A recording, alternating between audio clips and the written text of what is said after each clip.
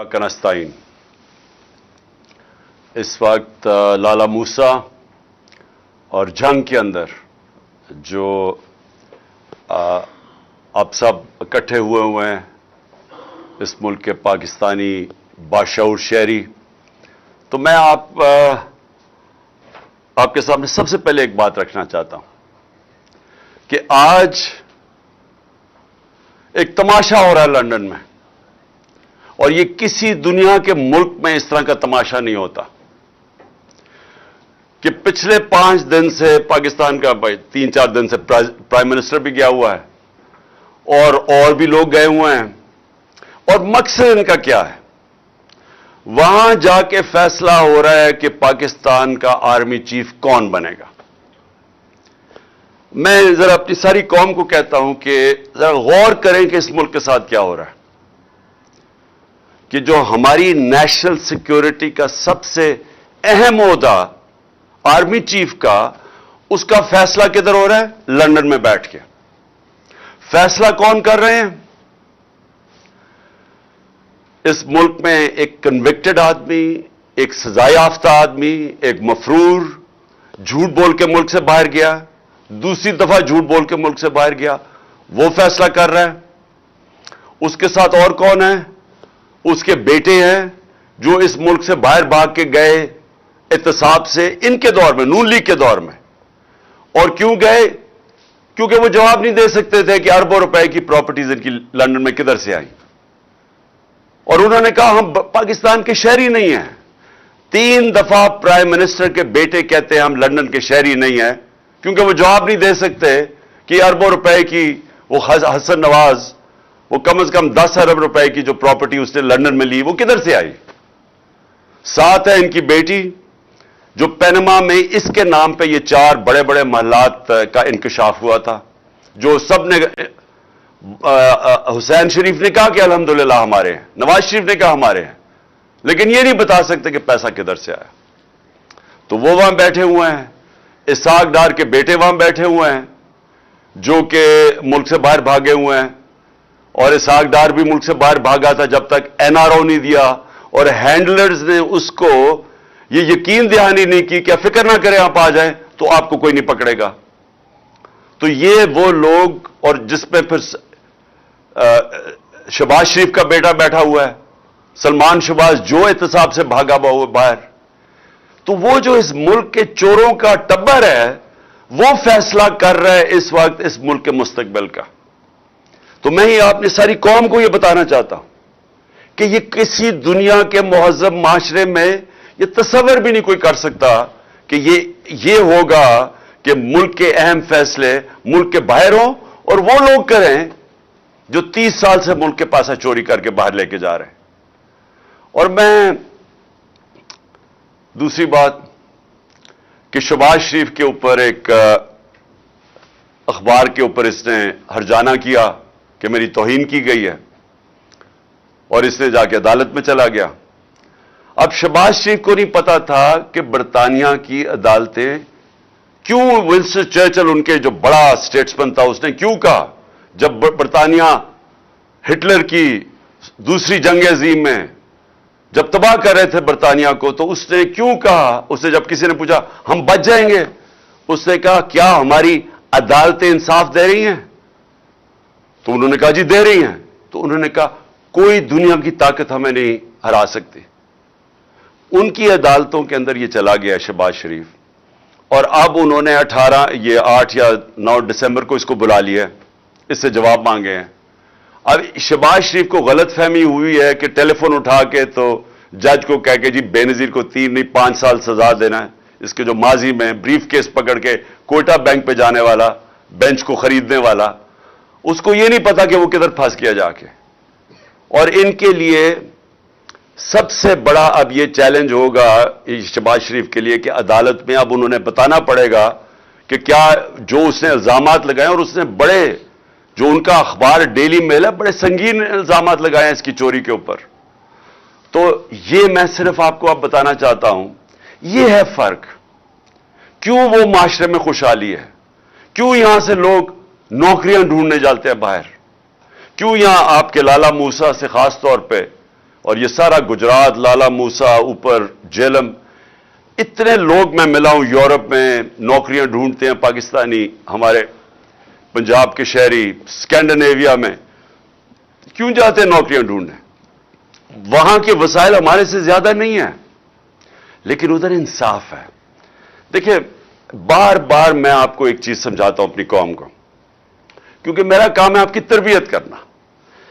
جب تک ایک ملک کے اندر عدل اور انصاف نہیں ہے، قانون کی حکمرانی نہیں ہے، وہ معاشرہ خوشحال نہیں ہو سکتا، وہ معاشرہ آزاد نہیں ہو سکتا، اس معاشرے میں جمہوریت حقیقی نہیں آ سکتی، حقیقی آزادی نہیں آ سکتی۔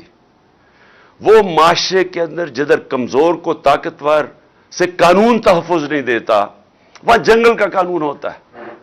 وہ جو مرضی آپ کر لیں، آپ اچھی سے بھی پالیسیز لے آئیں، وہاں غربت ہوگی۔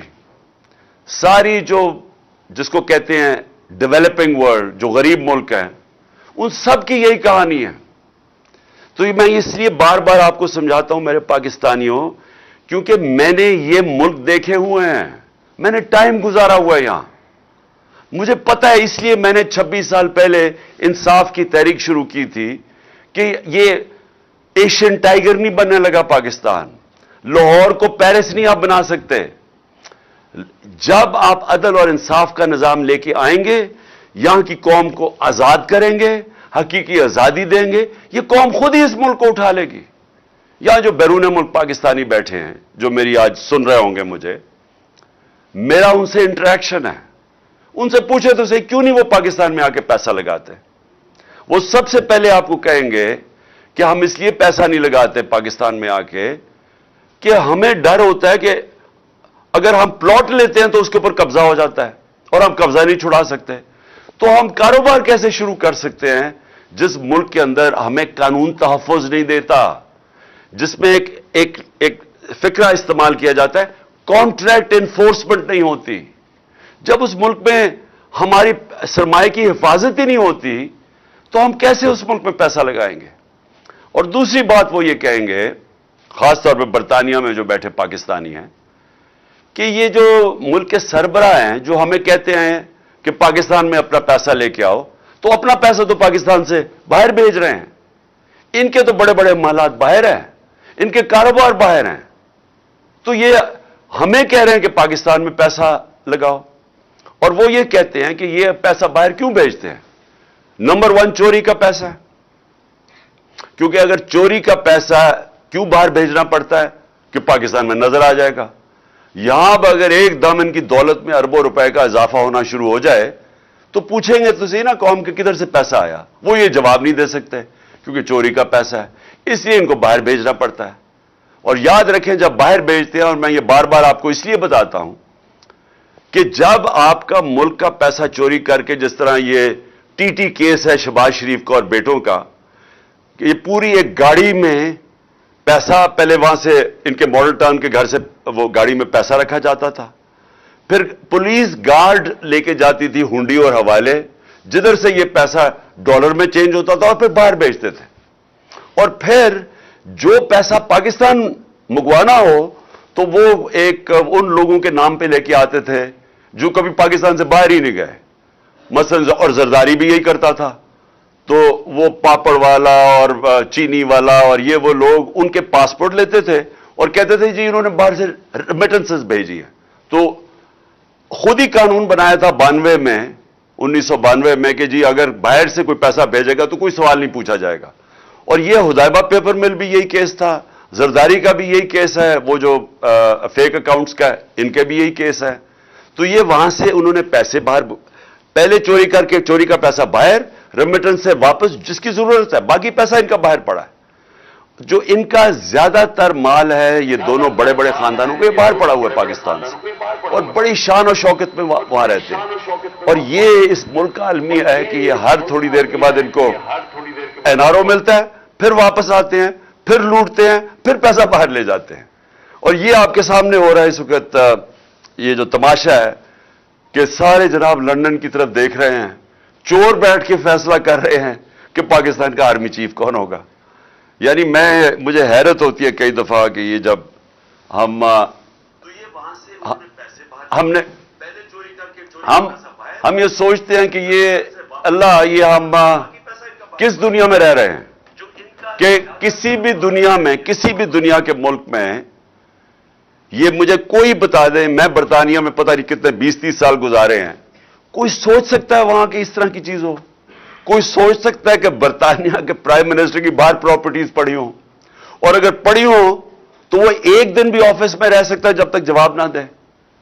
کوئی سوچ سکتا ہے کہ ملک کے باہر پرائم منسٹر آئے باہر بھاگ جائے جب اس کا احتساب ہو، واپس آ کے پھر اوپر بیٹھ جائے، کیسز معاف ہو جائے، اور پھر جب اس کو پھر پکڑنے لگے پھر باہر بھاگ جائے اور قوم کے فیصلے باہر سے کرے؟ یہ ساری قوم ذرا سوچے اس کے اوپر کہ اس کا کوئی مہذب معاشرے کے اندر اس طرح کی مثال نہیں ہے۔ اور پھر ہم کہتے ہیں کہ جی آرمی چیف کے میرے اوپر بھی 1-2 الزام لگائیں، جی اس کا ہم نے متنازع کر دیا، اس کا آرمی چیف کا۔ میں نے تو کبھی متنازع نہیں کیا، میں تو کہتا ہوں جو میرٹ کے اوپر آرمی چیف ہے اس کو بنانا چاہیے۔ مجھے تو کوئی اپنا آرمی چیف نہیں چاہیے، پھر سے نہ مجھے اپنا کوئی جج چاہیے، نہ مجھے کوئی اپنا آئی جی چاہیے، نہ مجھے اپنا کوئی نیب کا ہیڈ چاہیے، مجھے تو بہترین میرٹ کے اوپر لوگ چاہیے، ان کو چاہیے۔ ہر آدمی ان کا اپنا ہونا چاہیے۔ اب پنڈی اسلام آباد کا شہباز شریف نے آئی جی بنایا، اس کو سزا ہونے والی تھی سیف سٹی کیس میں، اس آئی جی کو اس کو سزا ہونے والی تھی، اس نے اٹھا کے اس کو آئی جی بنا دیا۔ کیوں بنایا اس کو؟ کیونکہ وہ کرپٹ ہے، وہ اب اس کی خدمت کرے گا، وہ اس کا ہر ناجائز کام کرے گا۔ اس لیے اس طرح ملک تباہ ہوتے ہیں کہ اداروں کے اوپر لوگوں کو اس لیے نہیں لے کے آتے کہ وہ میرٹ پہ اور ملک کا فائدہ ہوگا اور ادارے کو مضبوط کرے گا، ان کو اس لیے لے کے آتے ہیں کہ یہ ان کے غلط کام کریں گے، اور یہی انہوں نے کروایا آج تک۔ عدلیہ کے اندر انہوں نے ڈنڈے مار کے جب چیف جسٹس سجاد علی شاہ جیسا دیانتدار جج کو جب بھگایا وہاں سے اور پھر پیسے رشوت دے کے اس کو جب ہٹایا، تو یہ اس لیے نہیں کہ ان کو کوئی فکر تھی کہ پاکستان کی عدلیہ ٹھیک کام نہیں کر رہی، اس لیے کہ وہ ان کے نیچے نہیں تھی، ان کی غلامی نہیں کر رہی تھی، ان کے غلط کاموں کے اوپر غلاف نہیں ڈال رہی تھی، چھپا نہیں رہی تھی۔ تو جب جن لوگوں کی پوری تاریخ ہی یہ ہو، تو وہ لوگ پاکستان کے آرمی چیف کا فیصلہ کریں گے لندن میں بیٹھ کے۔ اور میں ان سے بھی پوچھنا چاہتا ہوں جو ان کے ہینڈلرز ہیں، کیا ان کو فکر نہیں ہے پاکستان کی؟ کیا ان کو نہیں سمجھ آ رہی ہے کیا ہو رہا ہے ملک کے اندر؟ کیا ان کو تب نہیں سمجھ آ رہی تھی جب یہ ایک چوروں کو اوپر مسلط کیا جا رہا تھا کہ انہوں نے ملک کے ساتھ کرنا کیا ہے؟ جو 30 سال سے ملک کو لوٹ رہے تھے، ان کو پھر سے جب مسلط کیا انہوں نے، تو کیا ان کو یہ نہیں نظر آ رہا تھا کہ انہوں نے کرنا کیا ملک کے ساتھ؟ تو یہ جو ہو رہا ہے یہ ہونا تھا، کیونکہ انہوں نے ماضی میں بھی یہی کیا ہے۔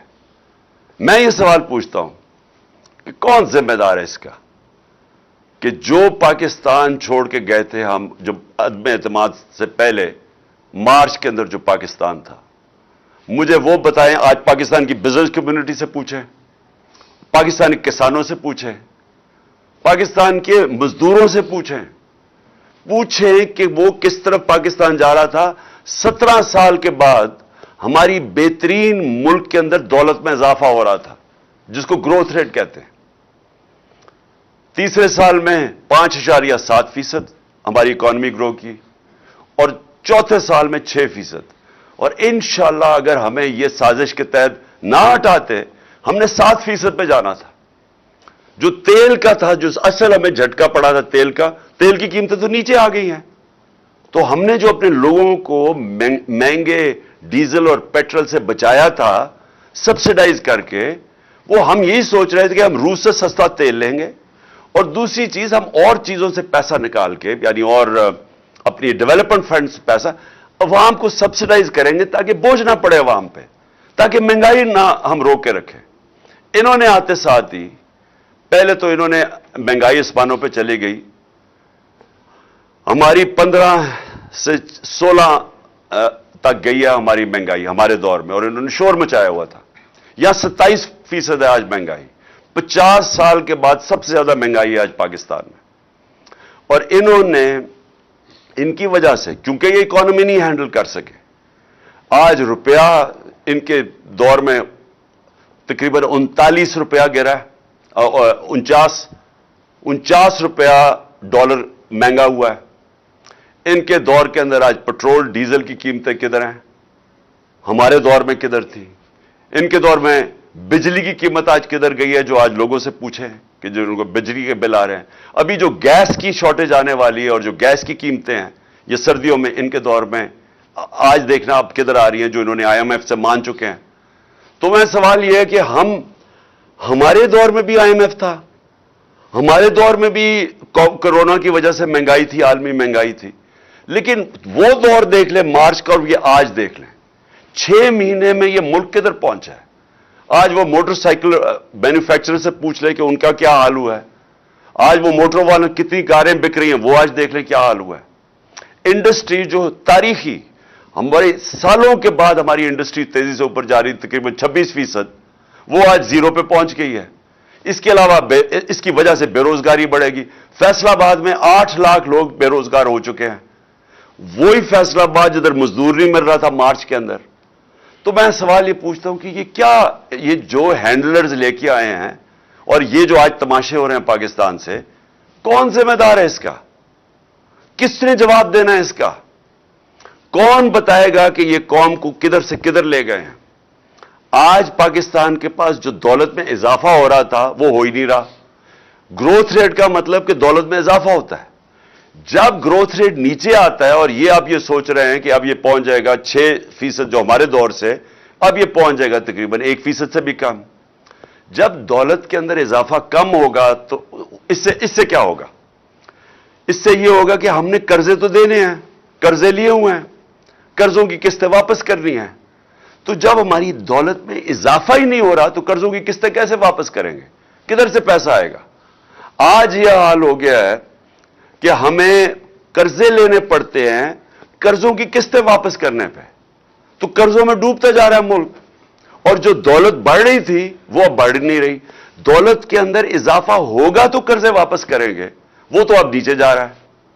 हमारी टैक्स कलेक्शन नीचे जा रही है, हमारी एक्सपोर्ट्स नीचे जा रही हैं, जो बैरून मुल्क पाकिस्तानी रेमिटेंसेस भेजते थे वो नीचे जा रही हैं, तो इस दौलत नीचे जा रही है मुल्क की। तो ये किसने, कौन जिम्मेदार है इसका कि इन चोरों को हमारे ऊपर मुसल्लत किया? ये कौम सवाल पूछेगी। तारीख ये चीज नोट कर रही है कि ये जो हुआ है इस मुल्क के साथ, कौन कौन लोग जिम्मेदार हैं इसके। और ये जो समझते हैं कि लोगों के मुंह बंद करके, लोगों के सहाफियों को जो अरशद शरीफ से किया है, जो इस वक्त कौम शौक में है कि जो अरशद शरीफ से किया गया है, कौम सवाल पूछ रही है कि क्या ये तरीका मुल्क को चलाने का कि पहले इन चोरों को लेके आओ, उसके बाद लोगों को कहो हजम करो ये, क्योंकि हमने फैसला कर लिया अब ये आपके ऊपर बैठेंगे, और जब कौम नहीं माने तो उनको मारो, सहाफी नहीं मारे तो उनको डंडे मारो, उनको तशद्दुद करो, उनको बाहर भिजवा दो, और ये जो कत्ल करवा दो जो अरशद शरीफ से किया है। फिर आजम स्वाति जैसे लोग जो उससे किया इन्होंने, कि उसने कोई तनकीद कर दी, वो कौन सी उसने इतनी बड़ी क़यामत थी कि उसको नंगा करके बच्चों के सामने पहले मारो, फिर नंगा करके तशद्दुद करो, और फिर जो वीडियो दी है, यानी इससे तो कोई सारी आज कौम दंग है कि कोई इतना भी नीचे गिर सकता है कि किसी को ब्लैकमेल करने के लिए आप मियां बीवी की वीडियो डाल दें। यहां हम गिर गए हैं सिर्फ इसलिए कि आप चाहते हैं हम इन चोरों को तस्लीम कर लें। और इसलिए मैं आज सारे पाकिस्तानियों को कहना चाहता हूं कि देखें, ये एक फैसला कुन वक्त है हमारी तारीख का। आपने सब ने शिरकत करनी है।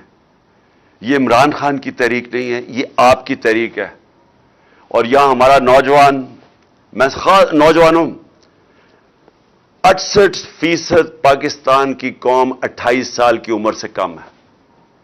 सोशल मीडिया का जमाना है, आप में शऊर आ चुका है। आप ये समझ जाएं कि जो कौम हकीकी तौर पे आजाद नहीं होती, जो कौम गुलाम होती है, उसकी कोई हैसियत नहीं होती, वो सारी दुनिया में ठोकरें खाती है। हरे पासपोर्ट की कोई इज्जत नहीं होगी। दुनिया आपको और नजर से देखेगी कि गुलाम कौम कभी ऊपर नहीं, उसकी परवाज ऊपर नहीं होती। غلام قوم صرف انصاف سے آزاد ہوتی ہے، اور یہ حقیقی آزادی کی تحریک ہے ہی انصاف لینے کے لیے۔ جب تک ہمارے حقوق نہیں ملتے، انصاف ہمیں نہیں ملتا، ہماری عدلیہ ہمارے حقوق کی حفاظت نہیں کرتی طاقتور سے، جب تک طاقتور قانون میں نہیں آتا، قانون کے نیچے نہیں آتا، جب تک اس ملک کی جو پوٹینشل ہے، جو اللہ نے اس ملک میں صلاحیتیں دی ہیں، جو اثاثے دیے ہوئے ہیں اس ملک کو، جو نعمتیں بخشی ہیں، وہ صرف تب اوپر آئیں گی جب اس ملک میں انصاف ہوگا، قوم آزاد ہوگی، آزاد قوم میں ہی حقیقی جمہوریت آتی ہے، اور اس کے بعد خوشحالی آتی ہے۔ کسی کو باہر جانے کی ضرورت نہیں پڑے گی اس ملک سے، اللہ نے سب کچھ دیا اس ملک کو، لیکن اس کے لیے سب کو جدوجہد کرنی پڑے گی، کیونکہ میں بار بار کہتا ہوں، آزادی پلیٹ میں رکھ کے کوئی نہیں دیتا، زنجیریں گرتی نہیں ہیں، توڑنی پڑتی ہیں، آزادی چھیننی پڑتی ہے۔ پاکستان زندہ باد۔